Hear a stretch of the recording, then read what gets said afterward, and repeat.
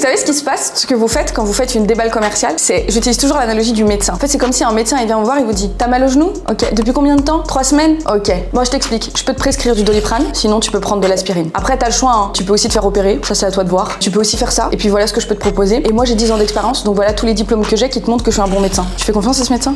Bah, il t'apporte pas de solution, quoi. Voilà, exactement. En fait, ce que vous faites, c'est que du coup, vous faites une déballe et vous laissez le client pick and choose dans ce qui l'intéresse. Le problème, c'est que c'est très bien parce que c'est très peu d'efforts cognitifs pour vous. Mais du coup, en fait, l'effort que vous mettez pas dans le rendez-vous d'un point de vue cognitif, c'est un effort que vous allez mettre dans le volume pour aller en chercher pour faire le même chiffre avec plus de gens. Alors qu'en vrai, si on convertissait plus déjà, on aurait besoin de moins de clients. Et tout ce qu'on irait chercher en plus, ce serait de la conversion. Donc il y a un effort cognitif à faire. C'est pas facile, mais c'est important de le faire. En fait, ça sert à rien. En plus, vous n'êtes pas des robots, vous n'allez pas répéter votre déballe 150 fois de tout ce que vous faites et de comment vous pouvez les aider, de machin.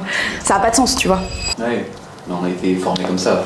Ah mais je sais, mais en fait tout le monde est formé comme ça parce que le rendez-vous n'est pas quelque chose d'agréable. Il y a tout le monde a un fort enjeu derrière, tout le monde se dit faut que je signe machin, et en fait cet enjeu-là vous pénalise. Votre cerveau s'arrête et se dit on va rentrer dans une zone de confort parce que là je suis pas à l'aise, donc je vais aller dans ce que je sais faire. Qu'est-ce que je sais faire? Bon, poser 2 questions et mon pitch je le connais par cœur. Là je sais, je peux y aller en automatique, j'ai pas besoin de réfléchir, je peux faire ça le lendemain de soirée bourré, y a aucun problème, je le connais par cœur.